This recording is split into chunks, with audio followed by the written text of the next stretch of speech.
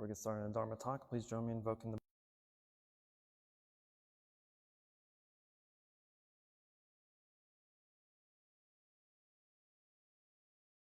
Buddha Namo Shakyamuni Buddha Namo Shakyamuni Buddha.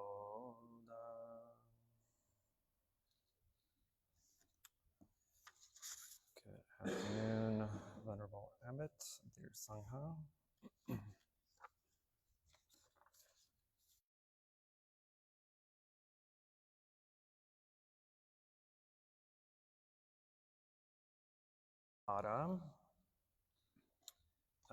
We will begin chapter 5 today. This will be the last chapter I cover of the Dhammapada. After I finish this chapter, we'll go into a different teaching to give us some mixture of teachings. But as usual, I will read the verse that we're covering, which is verse 60. Give the story and then my commentary. It should be a pretty short commentary.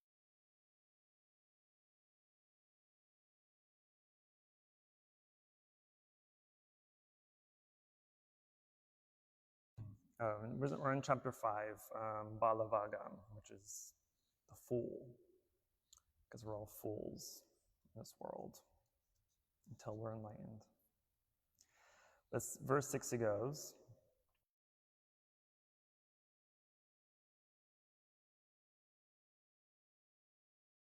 samsara to the foolish who know not the sublime truth. Repeat.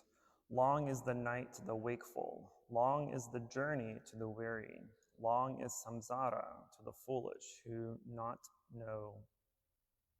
know not the sublime truth. And this verse was given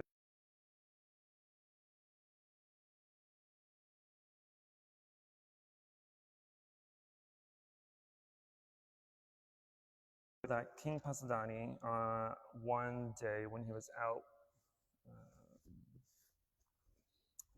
in his chariot, driving around his city, he saw the most beautiful woman he's ever seen in his entire life.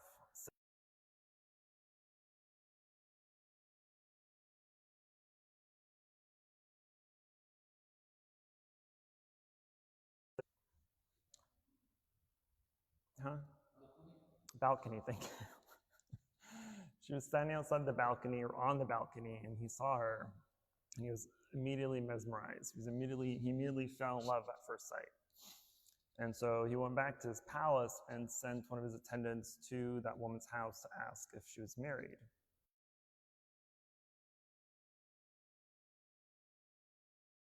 Unfortunately, she's married. She got some man.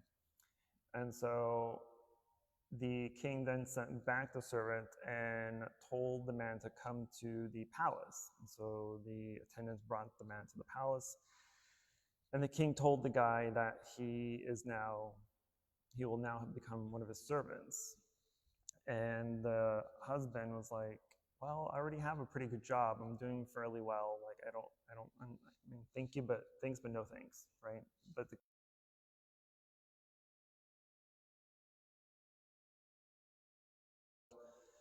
the king, unfortunately, did this with the intention of eventually finding a way to kill the husband so he can have the wife for himself.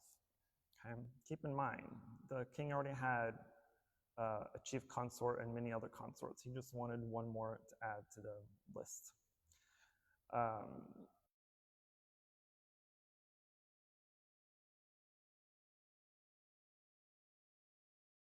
Considered an impossible mission.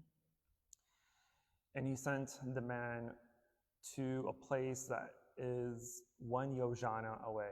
Yojana is about a 12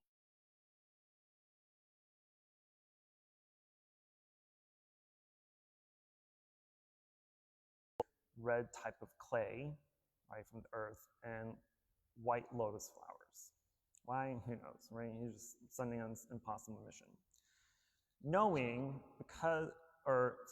the king sent him, he said, you have until I take my bath tonight in order to bring me back these supplies. If you don't, then I'll kill you or chop your head off, whatever the story goes. And so this man hurried back to his house. His wife gave him some food for the road, and he went off.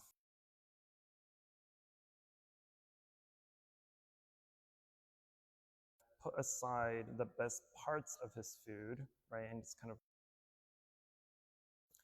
until another traveler came by, and the man offered this traveler his good portion of food, right? He told the traveler, hey, I put aside some really good food. If you'd like it, please have it.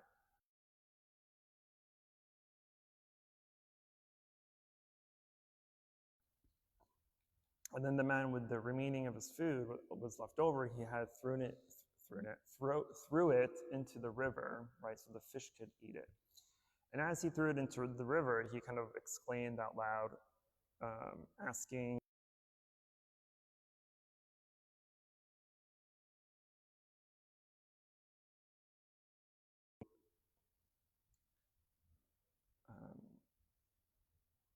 witness his virtuous act of giving food freely to a traveler and to the fish in the pond, and had said that the king Panasati had sent me on an impossible mission to get this red clay and these lotus flowers. I ask you to please assist me. And then one of the spirits kind of took human form. Again, this is just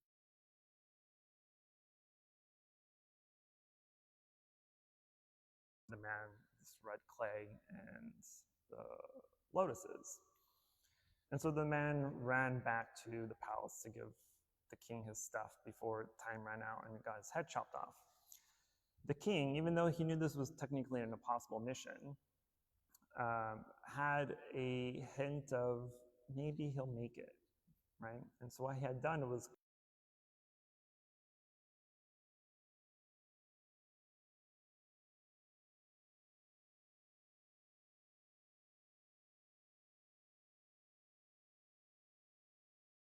get to me. And so he threw the clay onto the palace wall and put the lotuses on it and exclaimed out to the citizens, "Oh, citizens, the king Panasati had sent me on this impossible mission just so he can, kill me and, whatever." But no one was around to hear him. So the guy, fearing for his life, went to Jetavana, or the Jeta Grove Monastery, to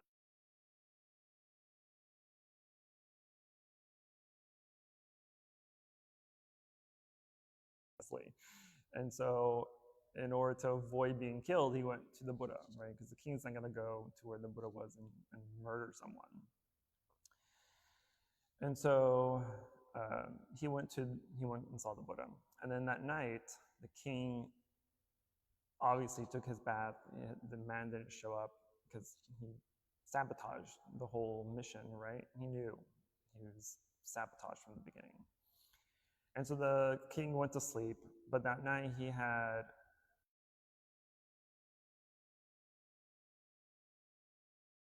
voices. And in the Pali stories, there's specific words of what they are, but I don't know what they are. But they're just 4 words, right? Each of these ghosts that was haunting him were saying something.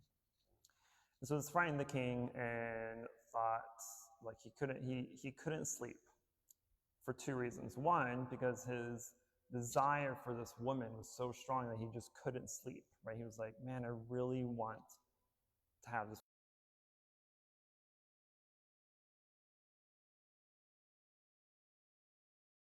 When he did finally fall asleep, he was haunted by these ghosts, by these voices. And so he had a sleepless night. So in the middle of the night, before the sun rose, I'm not sure if the queen came to him or he went to the queen, but regardless, the queen was there, right? And he asked her, or he told her, I'm being haunted by these voices and I can't sleep, what should I do? And the queen asked, well, what have you been doing that's causing you this restless sleep? Like, what's going on in your mind? And the king wouldn't tell her, obviously, right? Like, why would I tell my wife that I want another wife, basically?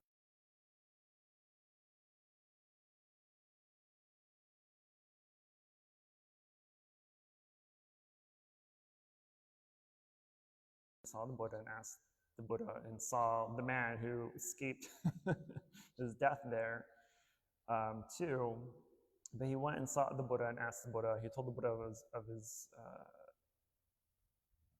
dreams, of his hauntings, and he asked the Buddha for advice what to do. And the Buddha immediately knew why, right? And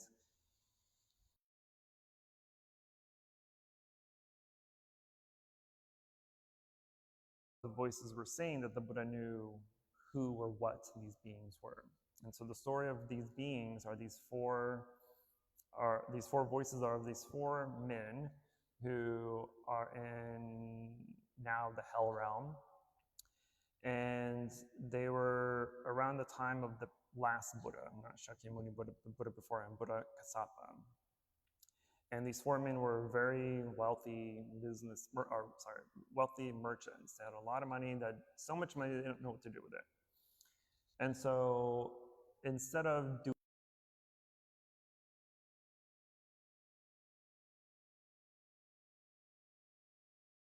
and we're like, well, what are we gonna do? We have so much money, like, what should we do? It's all that different ideas. One man had, well, let's seek out the choicest of rice. Let's get the best rice there is. Another man was like, let's find the best curry, right? And like they all have these just random ideas. But then the fourth guy was like, you know what? I don't want any of that.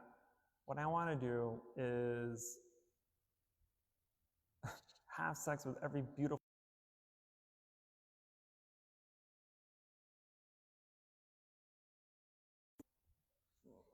just blabbering. There's not very many single women in the city, right? And the guy was like, that's not gonna stop me. He was like, I'm gonna use the money to bribe married women to have sex with us. And that's exactly what they did. And so all these women were bribed in order to have sex with these men. And because of that act, right, which is breaking,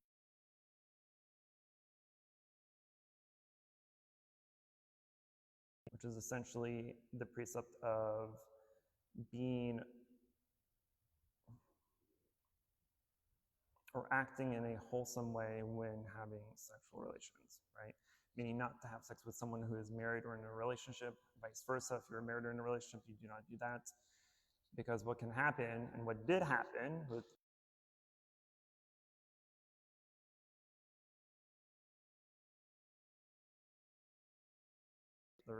some of these women got murdered by their husbands because they were so enraged.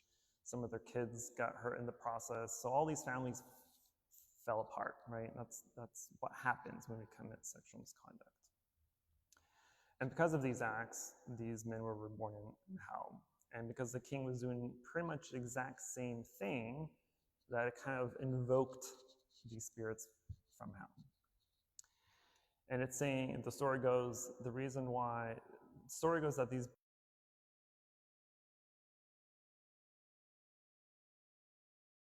in hell.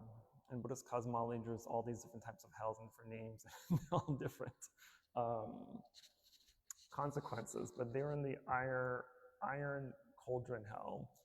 And it's basically filled with boiling oil. And it said it takes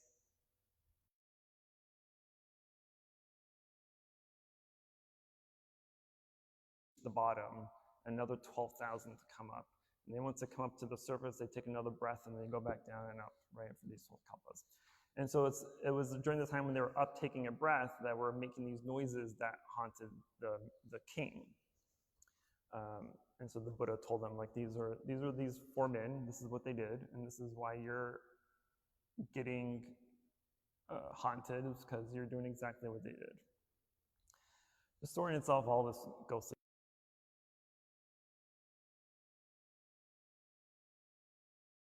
break that precept of sexual misconduct. And the type of desire behind that, right? So these 4 men had such an intense desire to sleep with these married women that there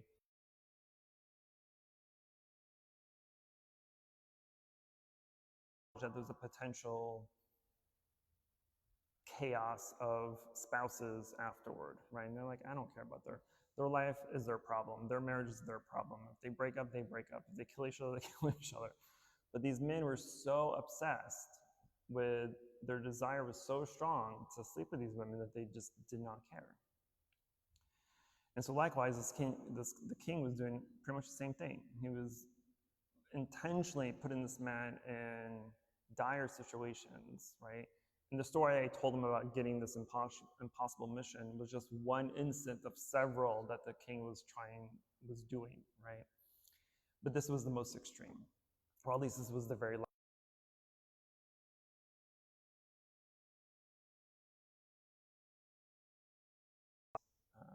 In order to get this man killed so he can have his wife. And so that's when the Buddha had told the king that story and the reasoning of why he's being haunted and the reasoning behind his desire, I suppose, for this woman, the king understood and acknowledged his misdeeds. And that is when the Buddha proclaimed, "Long is the night to the wakeful."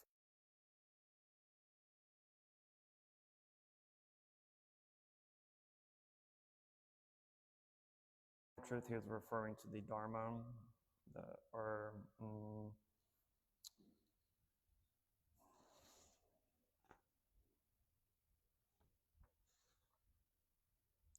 there's a specific word.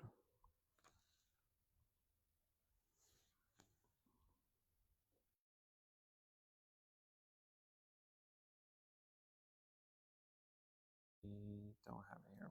But the sublime truth means true Dharma. There's a Sanskrit word, I can't think of it right now. But true Dharma in this case means the penetration of ignorance, right? Or eradicating our ignorance, seeing reality for what it is, which is the ultimate goal of our practice, to see reality as it is.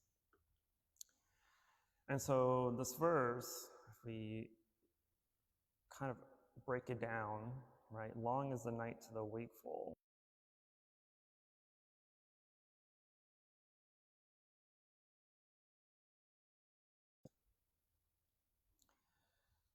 And the Buddha is referring to our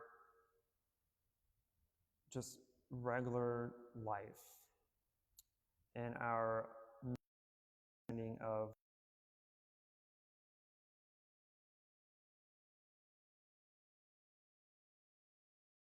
potential suffering our desires cause, the misunderstanding of our interpretation of happiness and our desires, and how we continually go after these desires over and over again, thinking that they will be the ultimate end to our suffering, or at least the end to assuage that desire.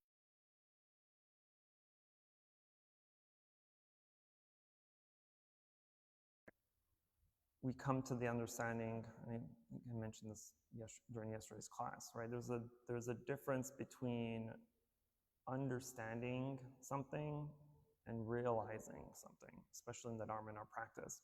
Because we can understand how desire is harmful, or how desire can potentially be harmful, right? We can superficially understand that. But because we're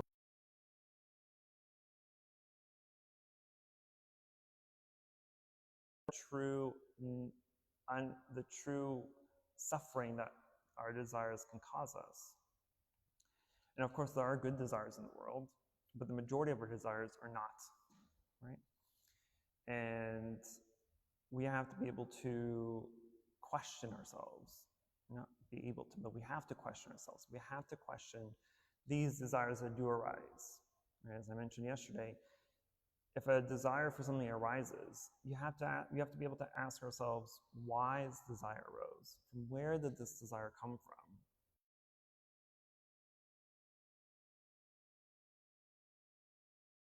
legitimate desire, then we ask ourselves, is this desire harmful to me or to others? That's essentially the final straw. Is this,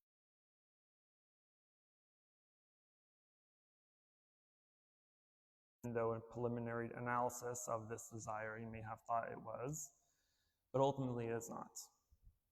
And so our misunderstanding of how we interpret our desires is like us walking in the dark, right? We're just kind of padding around, walking slowly and not really dragging our feet, but we're, feeling what's in front of us almost, right? So we're walking in the dark.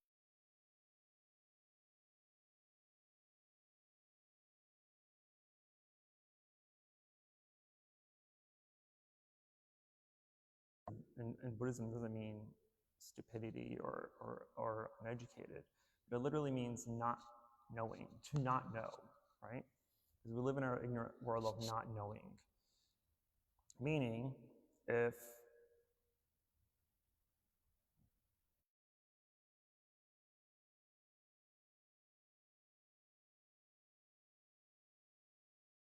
the time our mind is making up something to fill in the gaps, just so we can make a story to make ourselves feel better, right? Like seeing an accident.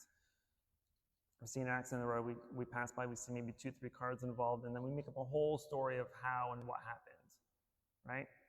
Oh, that first car must have started it because it's always the first car. Maybe they stopped too hard, or they braked too hard, whatever it may be. Or if we see an argument between two people, and we look at their appearance and we may make the assumption of who started the fight.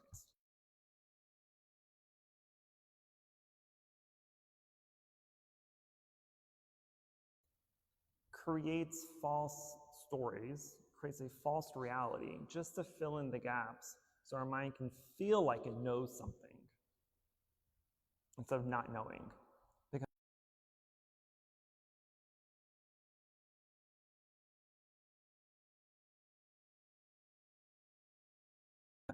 Does anything happen after death? So the not knowing scares us for some unbeknownst reason.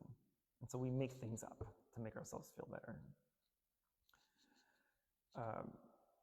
But then the Buddha instructs us, well, you may be walking in the dark and you don't know, but you simply just have to light a candle, make some light.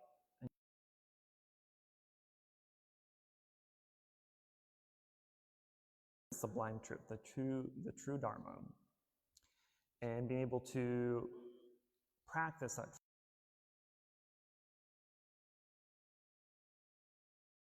on this darkened path.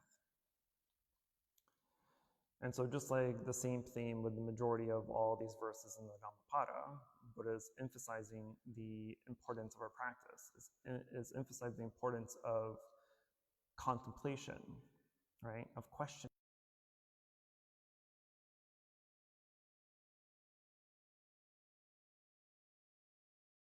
This, why do I want that, right? Because if you're able to get to the core reason of why you want something, then it's potentially easier to be able to let it go. And the examples I brought up yesterday is, let's say you want a big house, $1 million house, and 70 different cars for some stupid reason. Well, why do you want a big house and fancy cars, right? If you ask yourself those questions and really go to the core issue,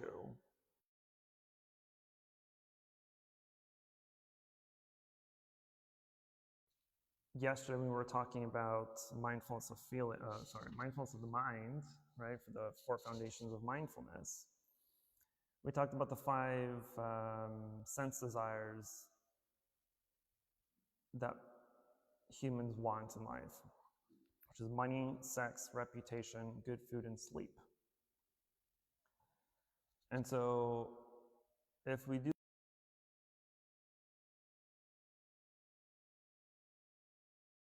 give you the answer, I'm going to ask you that question.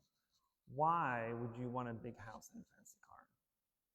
If you were here yesterday, don't answer that because we revealed the answer yesterday. For those that did not come to class yesterday, why would you want a big house and a fancy car?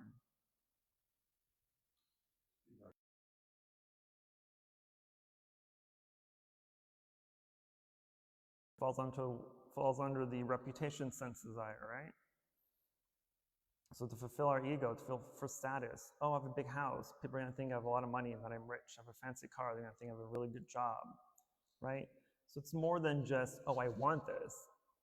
It's so that people have this image of, you're trying to portray a specific image to the world to boost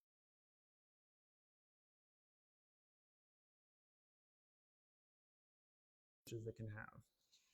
So that's why it's important to always question those desires that we have. Always question yourself. Every time you want something, always ask yourself why and from where it came from, right? Because you never want something just to want something, right? You never want something just to want something. And so we have to know why, from where. Because otherwise, if we're not aware like that, we're not mindful enough, then our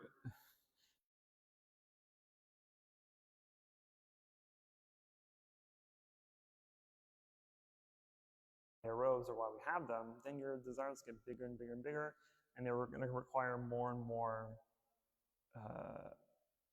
attachment, right?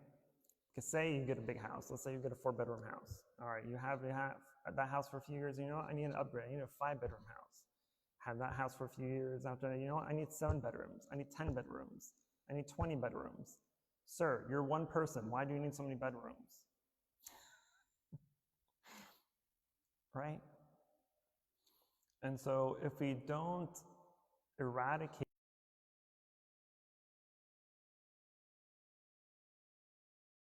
those desires, just start to get bigger and bigger and bigger and stronger and stronger and stronger until it becomes almost too late, right?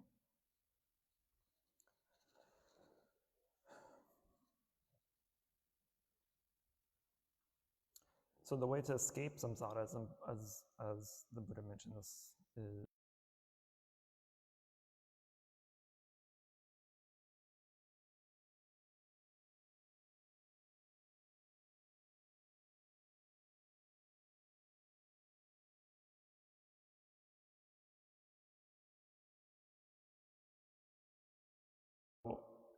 Buddha is saying that samsara, right, our constant birth, death, and rebirth is going to be continuous because we're foolish, we're unenlightened, and it's going to continue over and over and over again until we escape it. And the only way to escape it is full enlightenment. Full enlightenment. And how do we get fully enlightened? Actual question. How do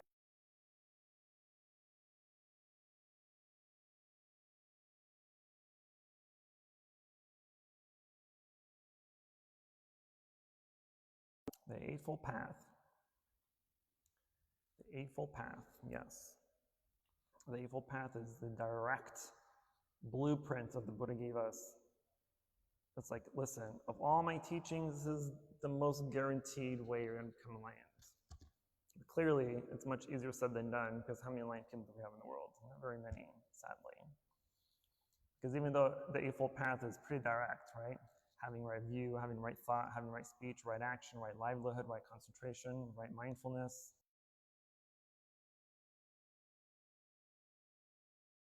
I can have good views, I can speak nice words, I can do good things. Well, clearly it's not just that, right? There's more to it. And so by actual practicing continuously, right? This is why meditation is so important, because it's not something that we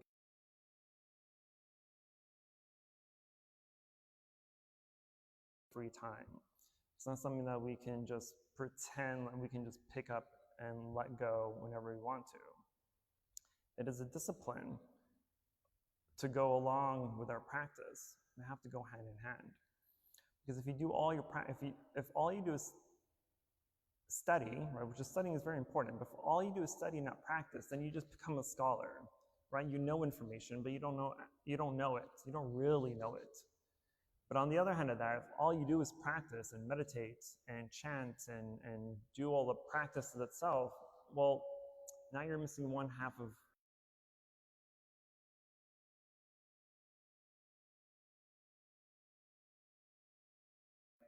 now you become almost superstitious in a way, because all you do is practicing the rituals and the chanting and whatnot.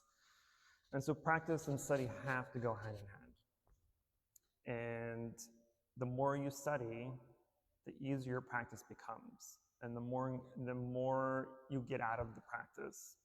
Because if you study, if you know what to do, right, if you know the information and you go and sit down to meditate, and you meditate on whatever you've learned or you're practicing or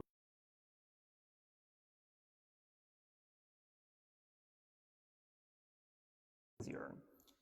And versus if you just study and you don't practice, then you have no means of being able to contemplate. You have no means to be able to dissect and analyze this teaching, because it's only through that process of contemplation that you'll have the insight required to become enlightened.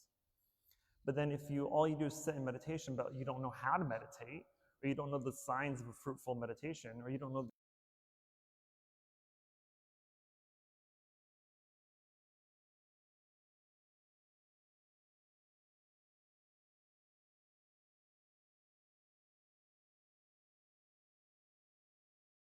they have to go hand in hand. And I cannot emphasize that enough. And the Buddha cannot emphasize that enough either. Okay, I'm going to stop talking now. This is a short teaching. Questions, concerns, emotional outbursts. Yes, sir. You talk about practice and maybe think about I'm a guitar player, and so I'm across videos on YouTube where there's people professing, teaching, professing.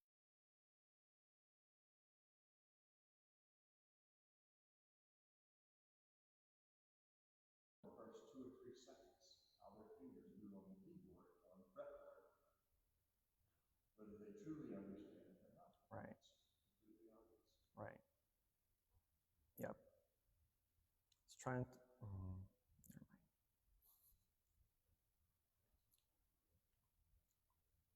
It's like trying to diagnose a patient when you have a degree in history instead of medicine. Just because you watch a lot of Grey's Anatomy doesn't mean you know diagnose somebody, right?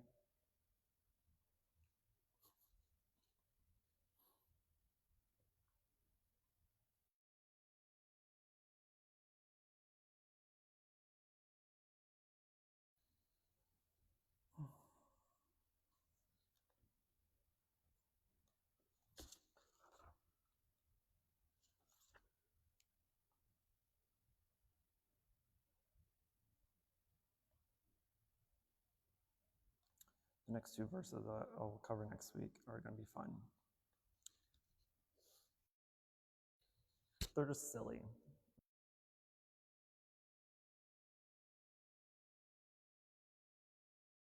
No other questions, then we will transfer the merit and go to chanting. Namo Shakya Muni Buddha. Namo Shakya Muni Buddha. Namo Shakya Muni Buddha. Namo Shakya Muni Buddha.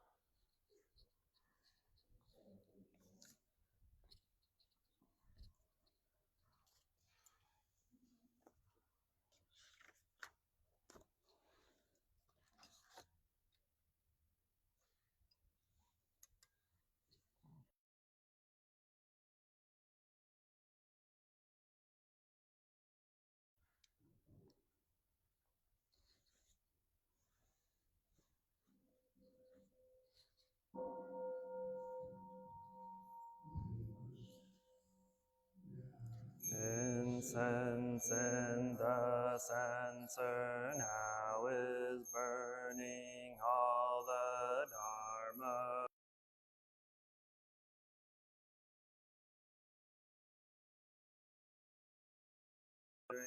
our sincere intention thus fulfilling, as all Buddhas now show their perfect body, homage to the incense cloud canopy, Bodhisattva and great Bodhisattva.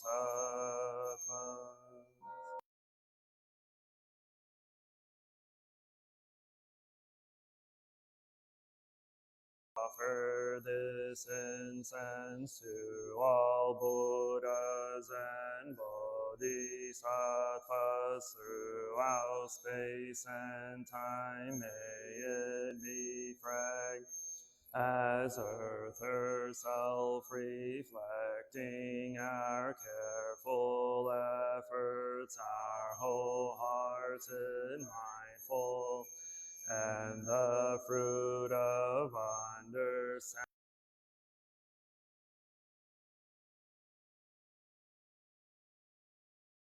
Beings become Buddhas and Bodhisattvas. May we awaken from forget and realize our true home. Eshu the eternal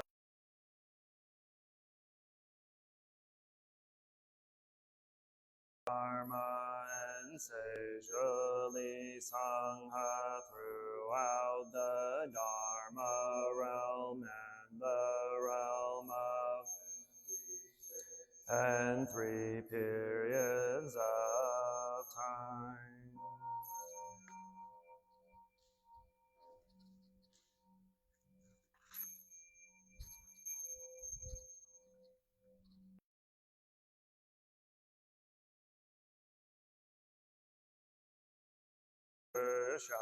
Shakyamuni Buddha Maitreya, honored future Buddha, Manjushri, great wisdom, Bodhisattva, universal great conduct, Bodhisattva, all Dharma guard, Deva Bodhisattvas and the glorious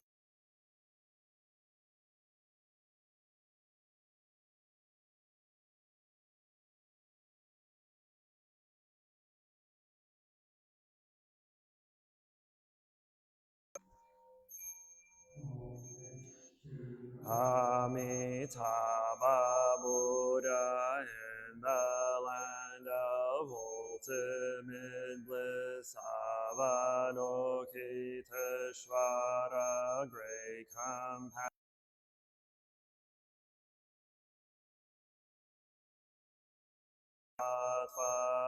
restored great vow, Bodhisattva, and the Plea of great pure sea like Bodhisattva.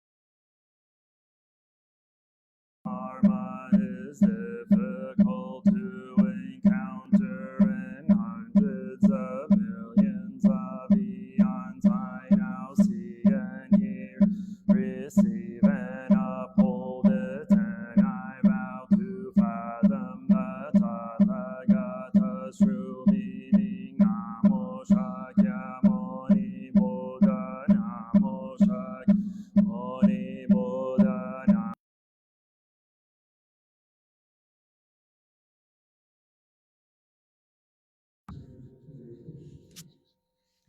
Pilgrim, briefly in this world I am grateful and joyful to hear the Lotus Sutra. How hard to be born a human egg, but I might hope to hear once more the Lotus Sutra. The Buddha moon is hidden, the son of Maitreya not yet arisen. In the long night's darkness, between only the Lotus Sutra sheds.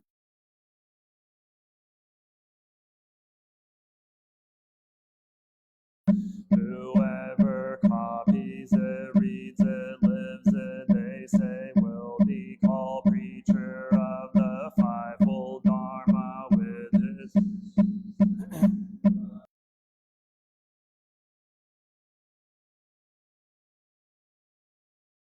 heavenly host. He wanders the world without fear like a lion king. Namo Dharma Pundarika Sutra, Namo Dharma Pundarika Sutra.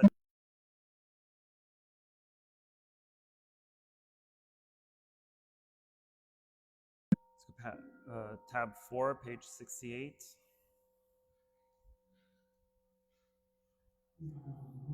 Lotus assembly of Buddhas and Bodhisattvas, Namo Lotus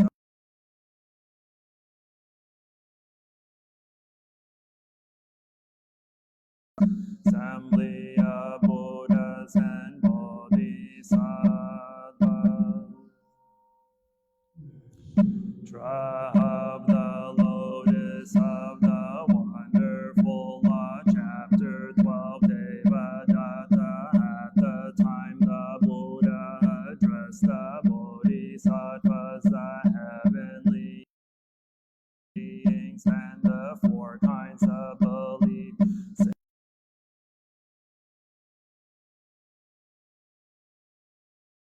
in order to seek the great law.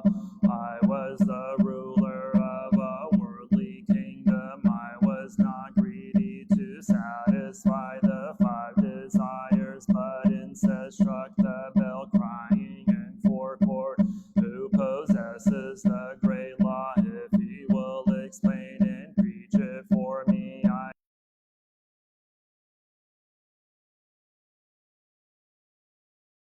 Vashita, who came and announced to this great king, I have a subtle and wonderful law, rarely known in this world. If you will under religious practice, I will expound it for you. When the king heard the seer's words, his heart was filled with great joy. Immediately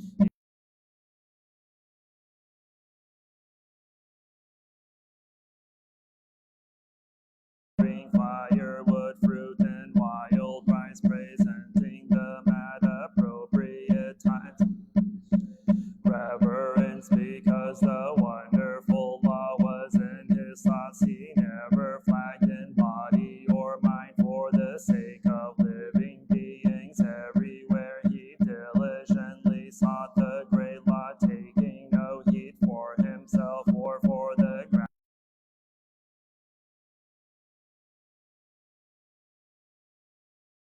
Kingdom through diligence seeking was able to acquire this law, and eventually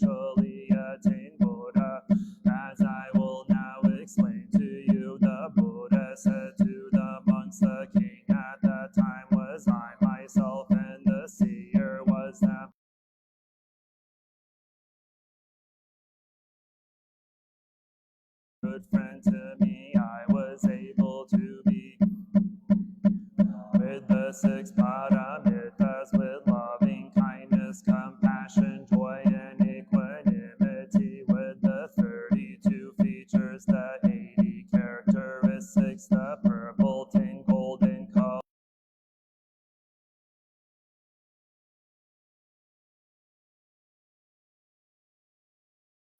unshared properties, and the transcendent powers, and the power of the way, the fact that I have attained impartial and correct enlightenment and can save living beings on a broad scale is all due to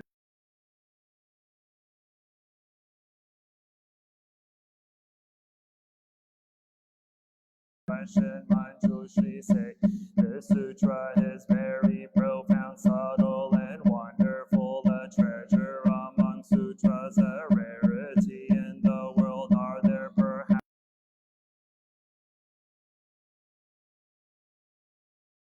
practicing the sutra have been able to attain Buddhahood quickly? Manjushri replied, there is the daughter of the Dragon King Sagada, who has just turned 8. Her wisdom has keen roots, and she is good at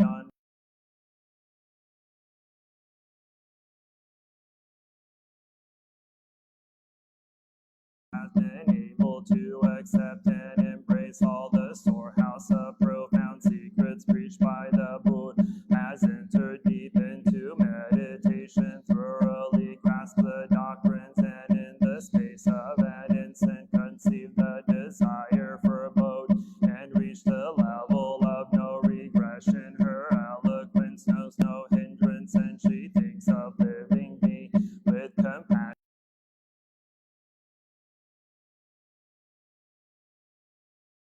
And when it comes to conceiving in mind and expounding mind, subtle, wonderful, comprehensive, and great, kind, compassionate, benevolent, yielding, she is gentle and refined, and will capable of attaining Bodhi, Bodhisattva wisdom accumulate. Said when I observe Shakyamuni thus come on, I see that for immeasurable kalpas he carried out harsh and difficult practice, accumulating merit, piling up virtue, seeing the way of the Bodhisattva without ever resting. I observe that throughout the 1,000 billionfold world there is not a single spot, Circe, where this Bodhisattva failed to sacrifice body and life for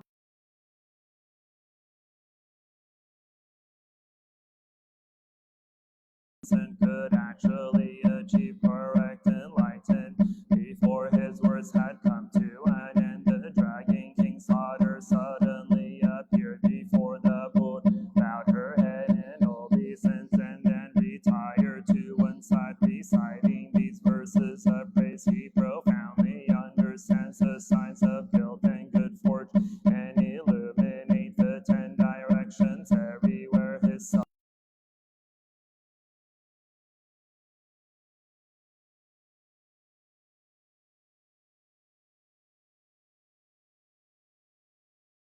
human beings gaze up in awe, dragons and spirits all pay honor and respect among all living beings.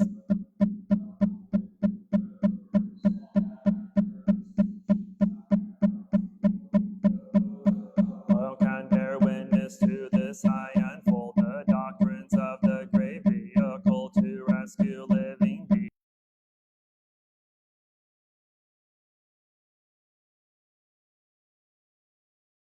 Short time you have been able to attain the unsurpassed, but this is difficult to believe. Why the road to Buddhahood is long and far stretching, only after one has spent measurable kalpas pursuing austerities, accumulating these, practicing all kinds of paramid, can one finally achieve success? How then could a woman like you be able to attain Buddhahood so quick at the time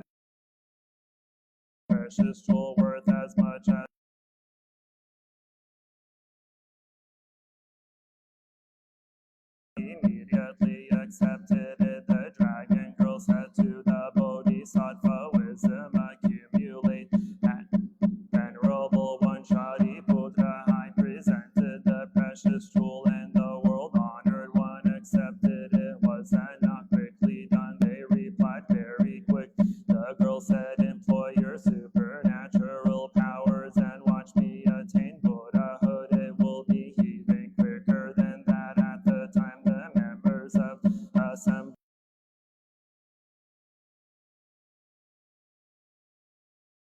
and carry out all the practices of a bodhisattva, immediately proceeding to the spotless world of the south, taking a seat on a jeweled lotus and attaining impartial and correct enlightenment with the 32 features and the 80 characteristics. He expounded the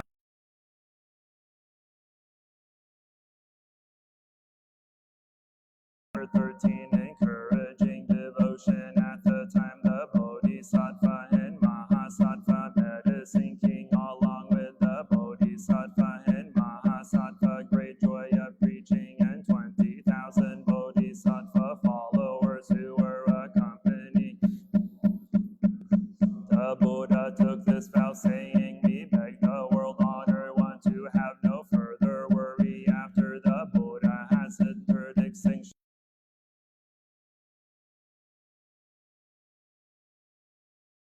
the evil age to come will have fewer and fewer good roots. Many will be overbearingly arrogant and greedy for offerings and other forms of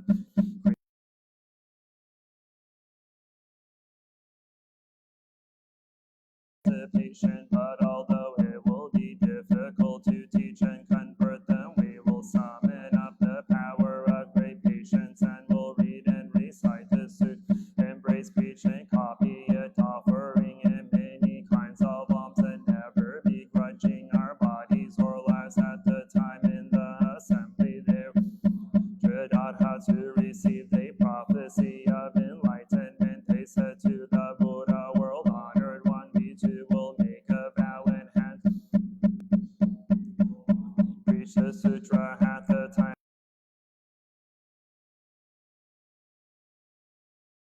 6,000 nuns who accompanied her, all learning, others with nothing more to learn, rose from their seats, pressed her palms together with a single mind, and gazed up at the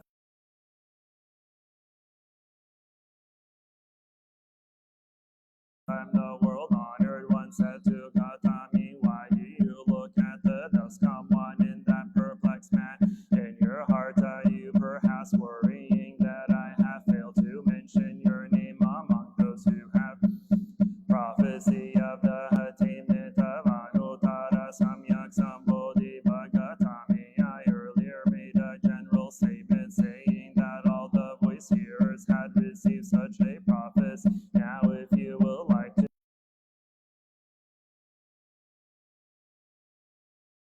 the law of 68,000 millions of Buddha, you will be a great teacher of the law. In this manner you will bit by bit fulfill the way of the Bodhisattva till you are able to become a Buddha with the name gladly seen by all living beings. Thus come one worthy of offerings of right and universal knowledge, perfect clarity,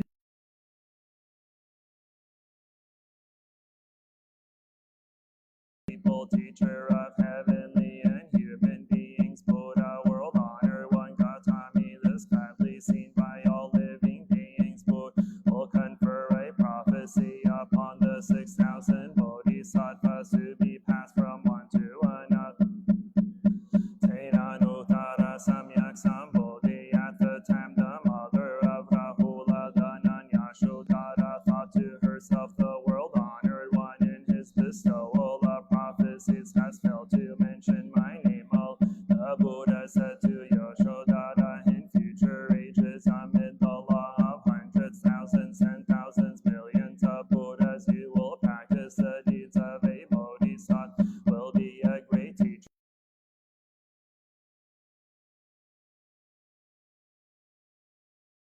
Become a Buddha, and endowed with 1,000, 10,000 glowing marks. Thus come one worthy of offerings of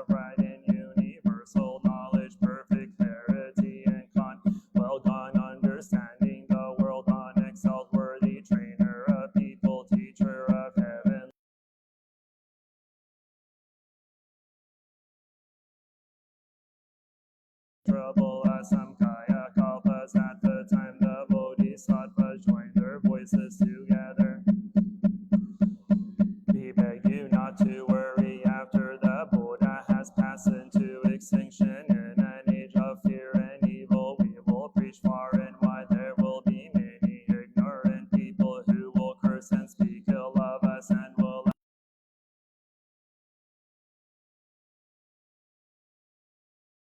there will be monks who perverse wisdom and hearts that are fawning and crooked, who will suppose they have attained what they have not attained, being proud and boastful and hard. Or there will be forest dwelling monks wearing clothes, patch rags, and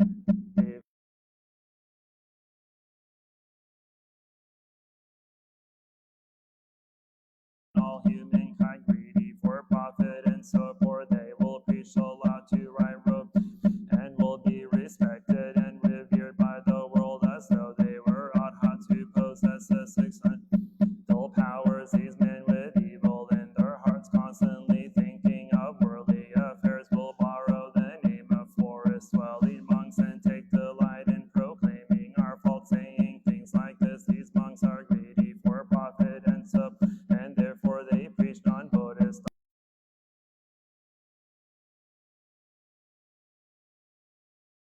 They hope to gain fame and renown thereby distinctions when preaching this sutra, because in the midst of the great assembly they constantly try to defame us. High ministers, Brahmins, and householders, as well as the other monks, slandering and speaking evil of us, saying these are men of perverted views who preach non-Buddhist doctrines. But because we revere the Buddha,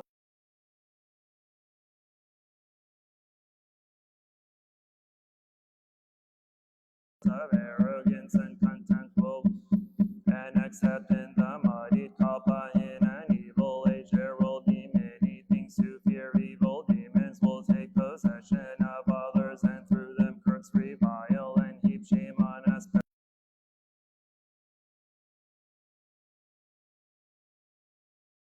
In order to preach the sutra, we will bear these difficult things. We will bodies or lives, but are anxious only for the unsurpassed way in ages to come. We will protect and uphold what the Buddha has entrusted to us. This world, one must know the evil monks of the muddied age, failing to understand the Buddha's expedient means, how he preaches the law in accordance with what is appropriate, will confront us with foul language and angry frowns again and again. We will be banished.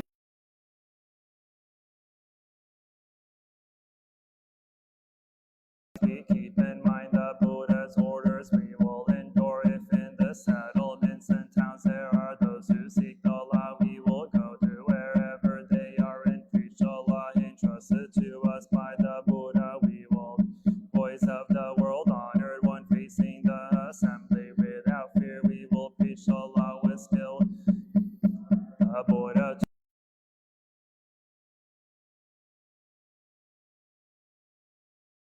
who have gathered from the 10 directions, we proclaim this vow: the Buddha must know what is in our hearts. Let's go. Tab 9, page 171.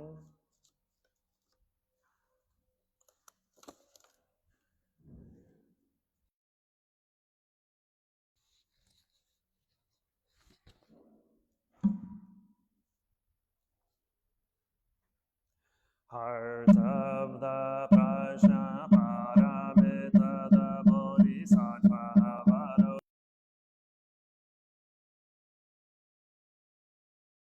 on the past skandhas and found them equally empty. After this penetration, he overcame ill-being, listened, Shadiput, is emptiness. Emptiness is form.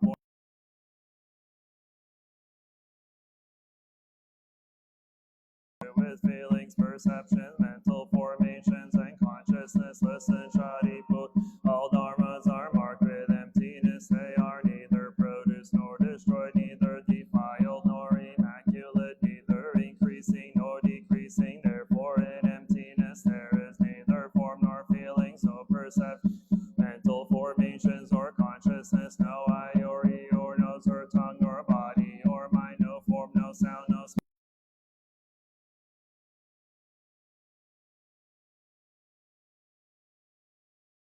extinction of them, no ill-being, no cause of ill-being, no end of ill-being, and no path, no understanding, no attainment, because there is no attainment. The Bodhisattvas grounded in Prajnaparamita find no obstacles for there be no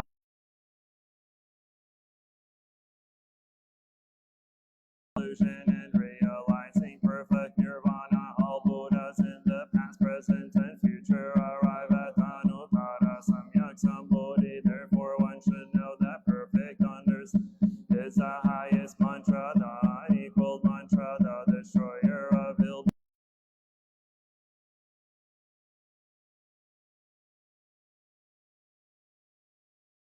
Paragate parasamgate bodhisvaha gate gate parasamgate bodhisvaha gate gate paragate parasamgate bodhisvaha.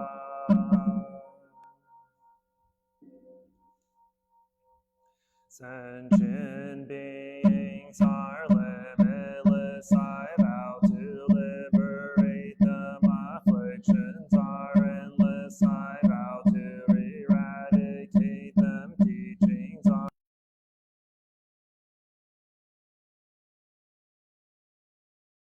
I vow to attain it. I vow that from now until the end of my life and in all future lives, till I attain Anuttara Samyak Sambodhi, that I, sentient beings,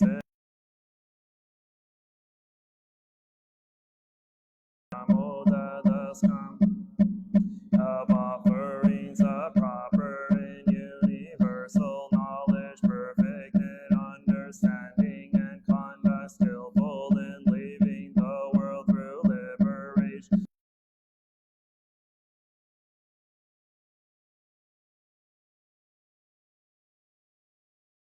Teacher of gods and people, Buddha, the world honored one, Namo Shakyamuni Buddha, Namo Buddha, Namo Shakyamuni Buddha, Namo Avalokiteshvara Bodhisattva, Namo Avalokiteshvara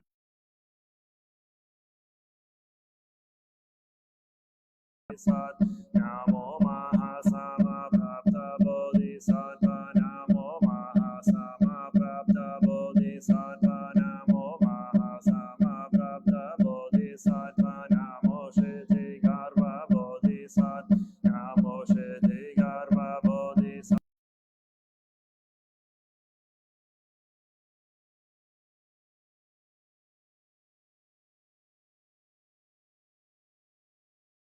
Shri Bodhisattva, Namo Samanta Bhadra Bodhisattva, Namo Samanta Bhadra Bodhisattva, Namo Samanta Bhadra Bodhisattva, Namo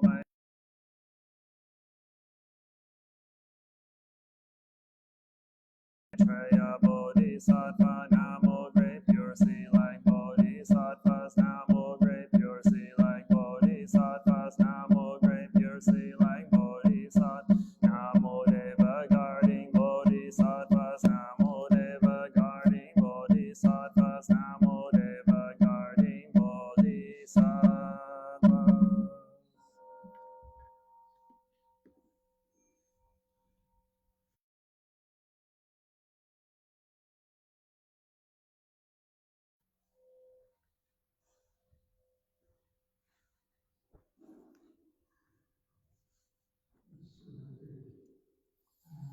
Take refuge in the Buddha, the one who shows me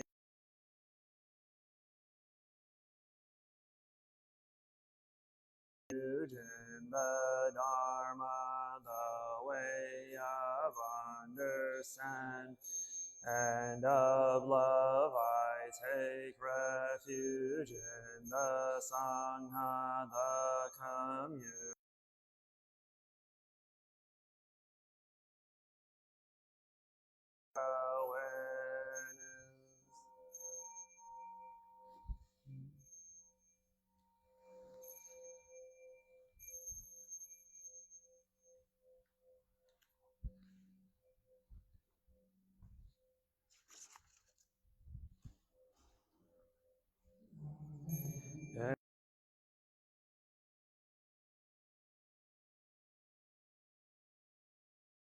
the path of light and beauty in the world, dwelling in the refuge of Dharma. I learned to open many doors on the path of transformation, dwelling in the refuge of Sangha, shining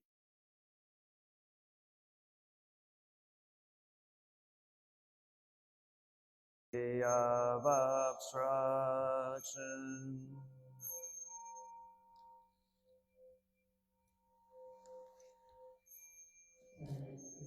Refuge in the Buddha, in myself I aspire to help all people.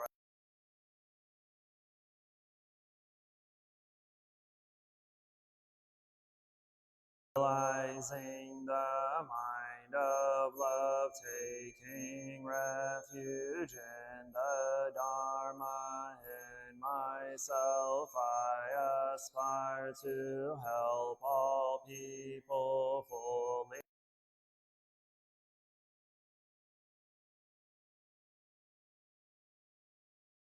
On the path of liberation, taking refuge in the Sangha, in myself I aspire to help all people, build fourfold communities to embrace and support their transformation.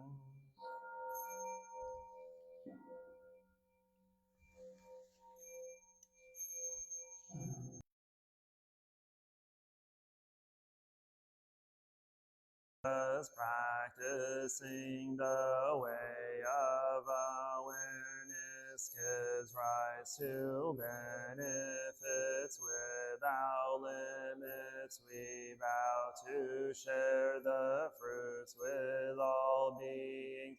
We vow to offer tribute.